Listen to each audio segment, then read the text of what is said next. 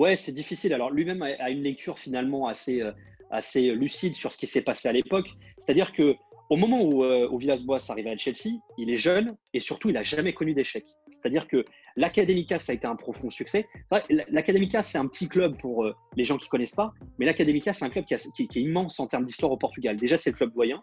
Ouais. Ensuite, c'est un club qui a une profonde sympathie parce que jusque dans les années 70, c'est un club qui a été composé exclusivement d'étudiants. C'est-à-dire que pour jouer à l'Académica, jusque dans les années 70, il fallait être inscrit à l'université de Coimbra, qui est l'une des plus anciennes d'Europe, et être étudiant et en parallèle jouer au foot, qui était finalement un passe-temps. Il y a plein de joueurs qui ont été finalistes de la Coupe du Portugal, voire vainqueurs avec l'Académica, et qui sont devenus médecins, avocats, etc.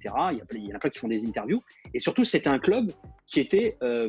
les joueurs de ce club étaient opposés au régime de Salazar. Et c'est vrai qu'il y a eu beaucoup de sympathie qui est venue suite à ça autour de l'Académica, qui est un club qui est très aimé au Portugal, ou détesté d'ailleurs par certains qui ne cautionnent pas forcément ses idées politiques, mais il y a une vraie sympathie pour l'Académica à cause de ça.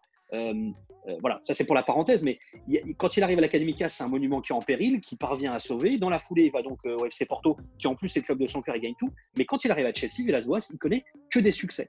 Et là, il vit une autre forme de pression. Il y a le fait qu'il ait coûté ces fameux 15 millions d'euros, il y a le fait qu'il arrive dans un club qui a tout gagné, et surtout, il y a cette fameuse comparaison éternelle avec José Mourinho. À peine arrivé, autant Mourinho est arrivé à Chelsea dès sa première conf de presse et dit « Moi, je suis le Special One », autant Villas-Boas n'a rien demandé, on lui a dit « Tu es le Special Two ». Ouais. Et les choses, alors, il arrive avec des convictions, en même temps, il est jeune, il a tout gagné. Et il le dit lui-même d'ailleurs aujourd'hui, avec le recul. Je suis arrivé avec des convictions, que ce soit en termes de jeu, en termes de management, et c'est peut-être ça d'ailleurs qui a valu mon échec. C'est-à-dire que j'ai peut-être pas été assez flexible, que ce soit dans ma façon de voir le jeu, dans ma façon de voir mes joueurs aussi par moment. Et c'est peut-être ça qui a aussi fait que ça n'a pas fonctionné du côté de Chelsea. Surtout que lui est limogé en mars 2012 et dans la foulée, si je ne m'abuse, c'est l'année où Di Matteo réussit Il gagne la Champions League. Donc du coup, est-ce que quelque part Di Matteo n'a pas récupéré la belle matière qu'avait préparée Villas-Boas? En fait, on saura, certains te diront peut-être qu'il a préparé quelque chose, des bases pour que Di Matteo ait ce succès-là. Mais en tout cas, ça veut dire que Chelsea avait une vraie bonne équipe à ce moment-là. Et d'autres te diront peut-être que le fait que les joueurs peut-être certains joueurs du moins, n'aient pas adhéré à un certain nombre de sa façon de voir les choses et qu'après son départ, il y a eu un électrochoc, il y a eu une prise de conscience. On ne saura jamais finalement ce qui s'est passé. En tout cas, c'est clair que ce soit par ce qu'il a pu apporter et par son départ certainement aussi, il a contribué d'une certaine façon à ce succès-là, que ce soit parce qu'il a fait ou parce qu'il n'a pas fait ou parce qu'il est parti ou parce qu'il était arrivé. On ne saura pas, mais c'est toujours très complexe finalement. Mais il y a effectivement une contextualisation qui est aussi tout aussi complexe par rapport à ça. Bien sûr, bien sûr. Et après, dans la foulée, il reste à Londres. Alors moi qui étais abonné 2 ans à Stamford Bridge, je ne comprends pas, mais il part à Tottenham. où au final, il va faire 5e, il me semble, dans la saison 2013. Après, il est limogé en décembre. Et j'ai entendu dire, à travers mes recherches, qu'à l'été 2013, il avait été approché par Zubizarreta, qui croisera un peu plus tard, pour le sonder concernant le remplacement de Tito Villanova au Barça. Est-ce que tu avais écho de ça ou c'est complètement affabulé? Alors, je t'avoue, je n'ai pas trop creusé là-dessus, mais il me semble avoir lu quelque chose. En tout cas, je sais que Zubi et Villas-Boas se connaissent déjà depuis très longtemps, mais ça ne date pas forcément d'ailleurs de cette prise de contact. C'est-à-dire que Zubizarreta, de par son rôle, avait des contacts avec pas mal de clubs, et c'est vrai qu'il y a une vraie connexion entre la Liga portugaise et la Liga espagnole, et ils se connaissent beaucoup. Voilà, l'agent de Villas-Boas a des joueurs un petit peu partout également, et ça fait longtemps qu'il travaille avec lui, avec Carlos Gonçalves aussi. Ils sont, si tu veux, il y a des connexions qui existent aussi à ce moment-là. En revanche, ce qui est intéressant chez Villas-Boas, c'est ce qu'il fait à Tottenham. C'est-à-dire que très souvent, ça c'est un peu le problème dans le football, on a une espèce de mémoire immédiate, c'est-à-dire qu'on retient exclusivement ce qui s'est passé sur le dernier instant, mais Villas-Boas, jusqu'à Pochettino, il a le record de points, par exemple, de Tottenham avec Tottenham en première ligue. Il fait un vrai bon travail, c'est-à-dire que l'évolution que Tottenham a connue ces dernières années, Villas-Boas a énormément contribué à ça. Après, mais comme souvent, dans le football, c'est comme ça, tout est cyclique. Le cycle est arrivé à sa fin. Et malheureusement, dans le football, très souvent, les histoires finissent mal et on a tendance à rester sur la dernière impression et cette espèce de goût un petit peu amer. Mais avant ça, il y a eu quelque chose de construit et très intéressant de fait par Villas-Boas à Tottenham également. C'est vrai que, en général, dans le monde de l'actualité, mais surtout dans le football, comme tu le soulignais, on a tendance à retenir que le négatif ou que la dernière partie. En général, la dernière partie d'un entraîneur, elle est souvent un petit peu tragique. Mais dans sa globalité, prendre du recul, ne pas vivre sur l'instant, c'est un conseil qu'on peut donner à pas mal de monde pour avoir une vue toujours globale et pondérée d'un tel ou un tel. Dans la foulée, il fait 2 saisons au Zénith où il remplace Spalletti. Il finit notamment deuxième et après, il refuse de prolonger parce qu'il veut se rapprocher du Portugal. Sur cette période russe, est-ce qu'il y a des choses à retenir ou il a fait le boulot?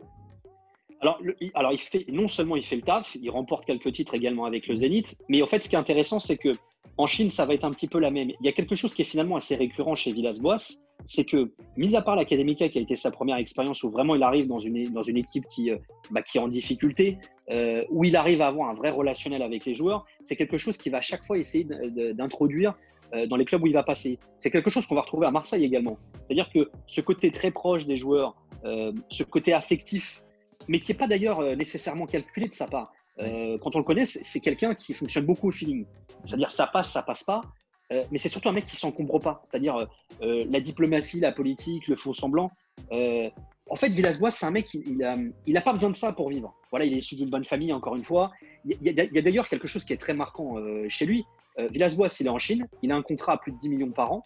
Il a un kiff depuis toujours, Villas-Boas, parce qu'il a d'autres passions à part le football. Il en a notamment une autre qui sont l'automobile et les motos. Il a un kiff, il a un fantasme, c'est de faire le Dakar. Et un jour, l'opportunité se présente. Et Villas-Boas, il a un contrat de 10 millions par an en Chine. Il fait quoi? Il casse son contrat, il s'assoit sur 10 millions. Il va faire son Dakar. Et en plus, l'aventure au Dakar, elle va durer que dalle. Hein. Il va avoir Ouais. un problème mécanique, il va être obligé d'abandonner. Mais il aura vécu son kiff. Mais il s'est assis sur 10 millions d'euros. Mais c'est vrai qu'il a. Et ça, c'est un truc, je sais qu'on va en parler tout à l'heure, mais il a un côté qui peut avoir parfois un petit peu je m'en foutiste par rapport à certaines choses. Mais disons il a pas besoin de ça. Il a besoin de ça par passion. Mais il n'a pas besoin de ça pour exister ni pour vivre, finalement, Villas-Boas. Voilà. L'aspect financier, c'est pas quelque chose qui le préoccupe. Il a déjà palpé ce qu'il fallait.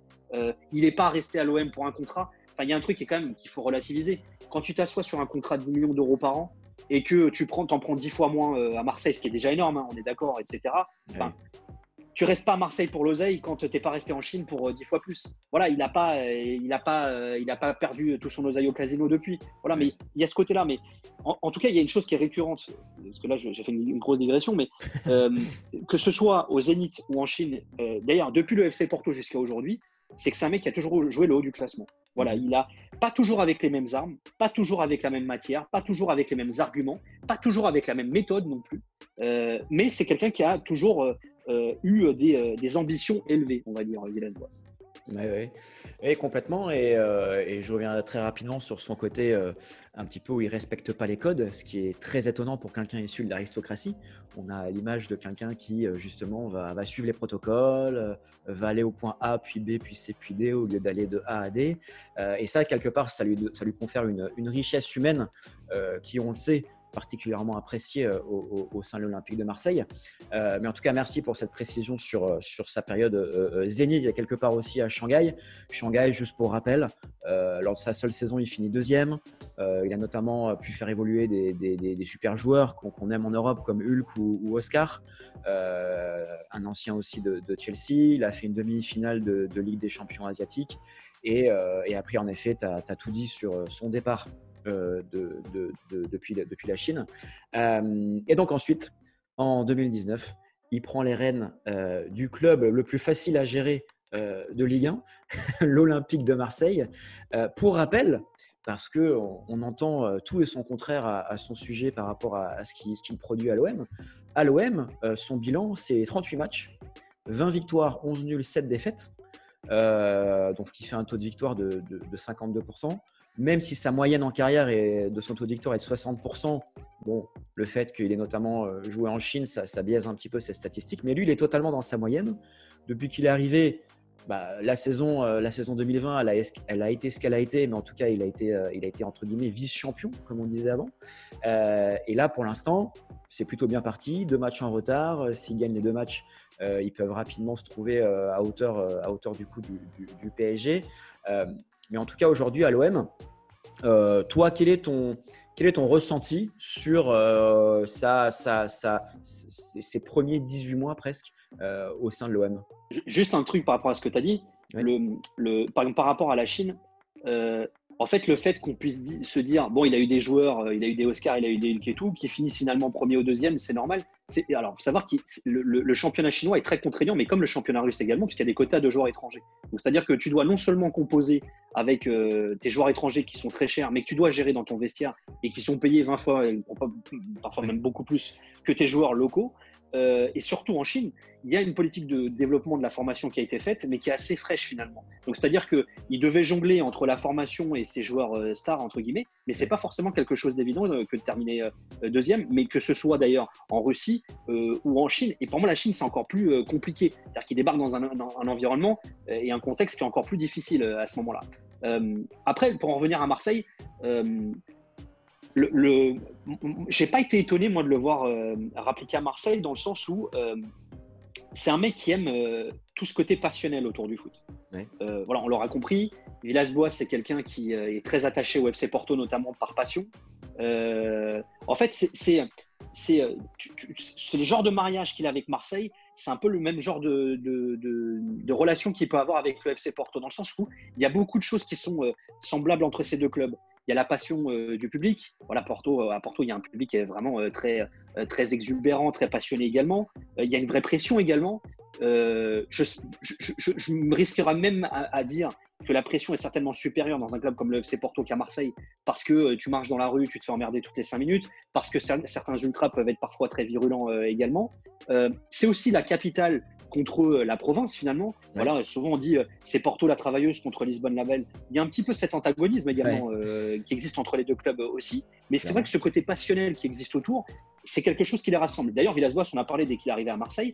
Donc ça ne m'a pas forcément étonné plus que ça. Après, la grande différence qu'il a en étant à Marseille par rapport à ce qu'il a vécu au Portugal, c'est que Porto était un club qui était qui était un peu plus au-dessus par rapport au Benfica, mais on va dire que c'était nivelé au niveau du rapport de force. Quand il arrive à Marseille, Marseille est là et le PSG est finalement sur une autre planète pour plein de raisons. Ouais. C'est un habitué de la Champions, ils ont gagné tous les titres nationaux ou presque ces dernières saisons. Et c'est vrai que l'antagonisme finalement il existe parce qu'il est culturel, il est historique, parce qu'il y a les trophées ils se partagent beaucoup de trophées ces deux clubs-là. Mais ces dernières années, c'est le PSG qui vampirise un petit peu tout. Et finalement, il arrive à avoir cette deuxième place en Ligue 1. Il arrive à poursuivre cette saison avec, c'est vrai, parfois une méthode qui peut paraître un petit peu pragmatique. Je sais que souvent, c'est le mot qu'on utilise très souvent. On disait pareil avec Jardim à Monaco. On disait oui, mais on disait pareil avec Conceição, je m'en souviens, à Nantes. C'est pas toujours très beau, mais finalement, il y a des résultats. La saison dernière, il a obtenu ce que Marseille visait, c'est-à-dire une qualif en Champions. Aujourd'hui, il y est. Il arrive toujours finalement à avoir des résultats aussi en Ligue 1. Mais c'est vrai que, parce que je sais que tu voulais en parler aussi, mais la méthode, ou du moins le jeu, ne plaît pas forcément beaucoup tout le temps à tout le monde. Après, moi, si tu veux, par rapport à ça, il y a un constat que je fais, et je ne suis pas le seul à le faire ces derniers temps. En fait, c'est important de tout recontextualiser. Ça vaut pour Marseille, mais ça vaut pour tout le monde. Ouais. Moi, j'ai regardé le match de City, par exemple, face à Tottenham ce week-end en PL. Ouais. Franchement, en termes de jeu, City, j'ai du mal à les reconnaître.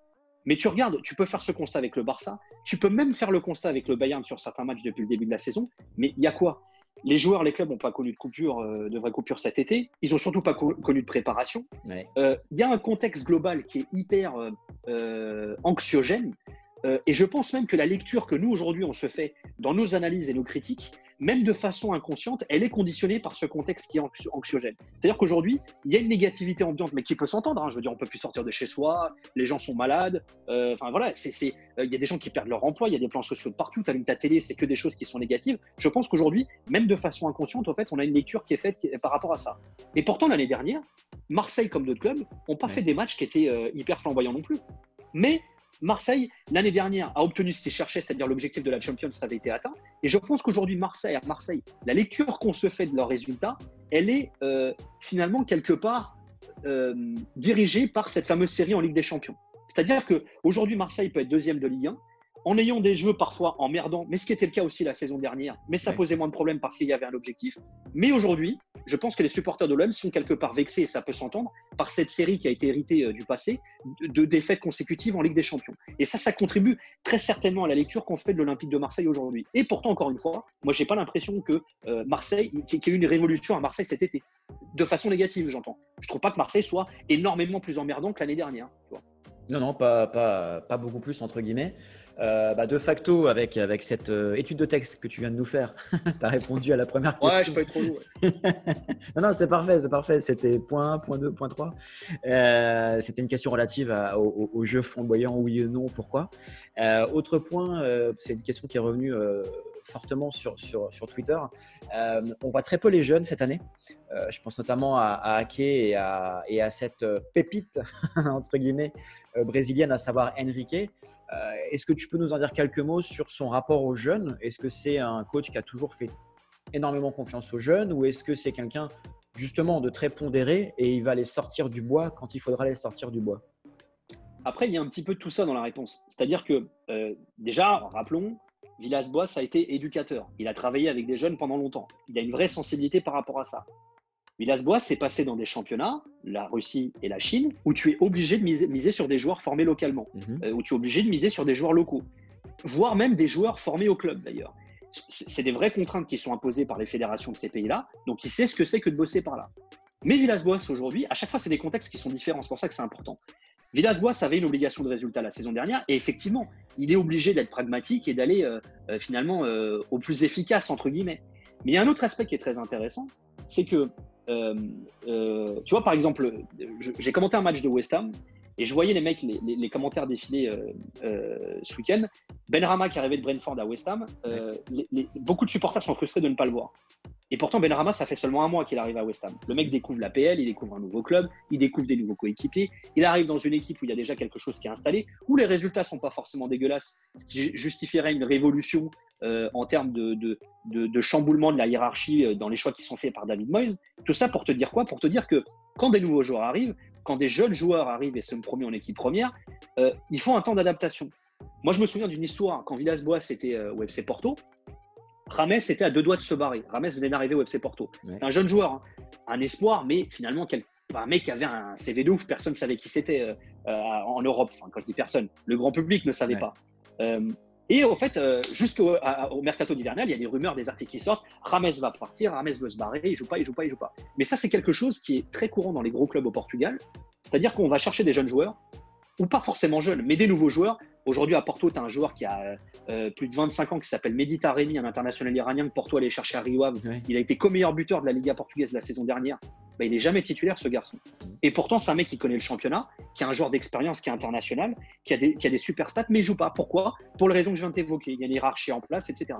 Mais surtout, dans les gros clubs au Portugal, on a tendance, en fait, à façonner le joueur, à faire en sorte que, plutôt que de le lancer tout de suite, et de l'exposer à un contexte qui peut ne pas lui être favorable, on va attendre un petit peu. Alors, certains diront, ouais, mais Benedetto, il a été lancé direct. Bah oui, mais Benedetto a été lancé direct parce qu'il n'avait pas d'autre choix, justement, la saison dernière. Et d'ailleurs, je vais même vous dire un truc. Benedetto a été lancé direct. Ça a bien pris au départ, mais après, ça a commencé à baisser. Aujourd'hui, tout le monde lui tombe dessus à Benedetto. Oh oui. Je dis, peut-être que s'il y avait eu un joueur qui était là, qui connaissait déjà le contexte, qui aurait mis finalement, qui aurait pris Benedetto sous son aile ou qui l'aurait mis dans son ombre, peut-être que Benedetto aurait été lancé progressivement et qu'il aurait eu une adaptation peut-être plus progressive finalement. Voilà. C'est pour ça que je te dis, Villas-Boas, il n'a rien contre le fait, il n'a rien contre les jeunes. Et d'ailleurs, je me souviens souvent d'une phrase que Jorge Jesus sortait. Jesus, on lui a souvent reproché au Benfica de ne pas valoriser les jeunes joueurs. Mais Jesus, il a toujours eu cette ligne de conduite. Et je me souviens que Sergio Conceição a eu la même également. Et je suis sûr que tu poses la question à Villas-Boas et il te dira la même chose. Moi, je ne suis pas là pour former des joueurs. Moi, je ne suis pas là pour prendre des joueurs selon des critères de nationalité ni d'âge. Moi, je suis là pour prendre des joueurs qui sont dans la capacité d'obtenir les meilleurs résultats. Voilà. Et d'ailleurs, il y a une vraie différenciation à faire entre le boulot d'éducateur et celui d'entraîneur. Oui. Un éducateur, son rôle principal, ce n'est pas d'obtenir des résultats sportifs liés à l'équipe de façon immédiate. C'est de former des joueurs pour qu'ils soient opérationnels et être performants avec l'équipe première. L'entraîneur, lui, quand il hérite de ces joueurs-là, sa mission, c'est d'obtenir des résultats le plus vite possible et d'être performant. C'est pour ça qu'on parle souvent de pragmatisme. Mais ce n'est pas le même taf. Et Villas-Boas a connu ces deux tafs-là, justement.